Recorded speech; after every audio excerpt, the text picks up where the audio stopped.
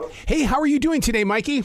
I'm doing great. How about yourself? Absolutely fantastic. People need to understand Saskatchewan and the mountains that you were laid down in. And the reason why I bring that up is because I'm from Montana. I know that mountain range, and my God, I just can't fathom the thought of going through what you are alone on history. Yeah, it's crazy. It was unlike anything that I've ever seen before. I had never seen that terrain before I set foot on it, so it was really insane for me. Yeah, one of the things that, I mean, we have mountain ranges down here in the South. You from Georgia, I'm now in Carolina. The thing is that, but when you're dropped into those mountains right there in Saskatchewan, my God, I mean, those are mountains, Mikey. Yeah, those are mountains, and it's completely different here where we have dirt. They don't have dirt. It's moss and rocks, you know. I mean, it's sinking or slipping, one or the other. One of the things that I've learned in being in the wild like that is the fact that I totally believe that the mountains, the rocks, and the trees speak to you. In your moments of being alone on history, did you feel the same thing? It's like, okay, I'm not the only one here. This mountain is talking to me. You become completely at one with your surroundings. You start to learn every sound, every little glimpse of movement, every flicker of light. You know where you're at just by the way. It's really crazy the way that you can go back to, I want to say, how we were when we were primitive. I'm glad you brought that up because one of my big questions was going to be about if something really went wrong in this country, you would be considered a genius because you understand survival. You would have to learn how to teach the rest of us on how to survive. There's only one way to learn, and that's to do it.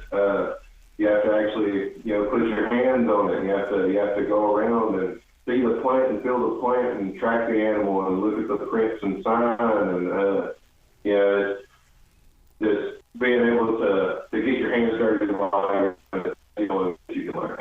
They give you just a short amount of equipment, and that also includes the recording gear. How do you know what to record without over-recording, and do they give you enough, room to where you can film as much as you want? Oh, yes. Basically, you record everything. Doesn't matter what you're doing, you record it. Of course, now there's some things that nobody wants to see, so I tried to leave that out. Mm-hmm. But besides that, I recorded every step through the forest. Every hour that I stayed awake, recorded everything.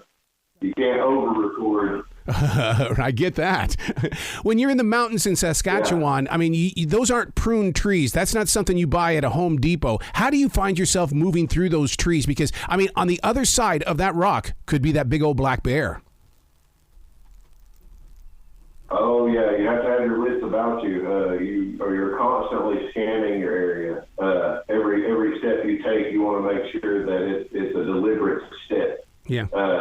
Especially at first, you don't know anything about the area that you've been out, and they don't give you a tour of where you're going. They pull up to the shore on a boat and they say bye. Good luck. So you're just bushwhacking through there, and that's some of the thickest bush I've been in. There was times I had to walk sideways just to get through the trees. I totally get that.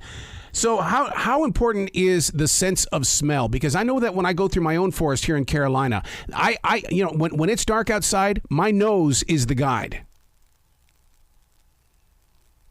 You can actually smell water on the wind. You can smell the different animals. I noticed that a lot here up in Georgia. I can tell you the scent of a white-tailed deer, and I can tell you just about how long it's been since they've been where you're at by the smell that's left by them. You can smell it when they get close to you when you're hunting. It's once you tap into that, it's kind of an uplifting experience knowing that I know how that animal smells. So the sense of smell, you said you might go around that one rock and there's the black bear. Well, that sense of smell is probably going to be the first line of defense telling you that black bear is there. Something smells, a little musty or whatever, and It's probably an animal close by. Yeah, yeah. Well, or a turtle has died, or something has died in front of you. I'll never forget that smell. And when you walk through the forest and you know that something has passed, naturally, you still know, I got to go figure out what it was, and is it a situation that will endanger other animals? Oh yes, I can't tell you how many times I went through the forest and I found overnight kill from coyotes or what have you, or just an animal that got away from a hunter, or just something that died of natural causes. Yeah. And you smell that, like you said, and you want to investigate. You want to know basically when it died, how it died, and if what killed it is still around. Yep. Oh, my God. I love this show, Alone on History, and I love the fact that you're from Georgia and you are sharing your journey with us on the History Channel, dude.